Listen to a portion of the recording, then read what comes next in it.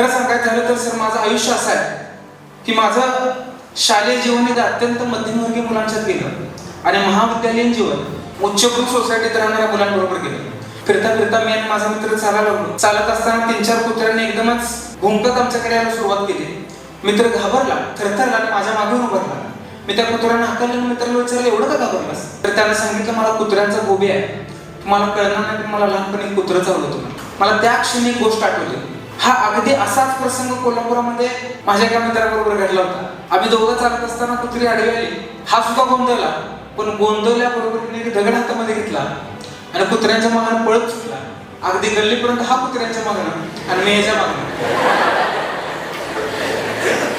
मी म्हटलं, तुला काय कळतंय का? निष्पाप जीवाला असं मारतात का? मुख्य प्राण्याला असं मारतात का? ह्या निष्पाप जीवाला कशाला मारतोस?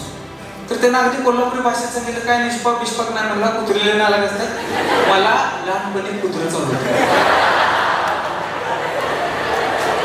मित्रांनो, घटना तीच आहे, पण एकानं परिस्थिती बघून मागं पडणं निवडलं आणि दुसऱ्यानं संकटावर तुटून पडणं निवडलं. ही माती संकटावर तुटून पडणं शिकवते. हे खऱ्या अर्थाने मातीचं वैशिष्ट्य आहे.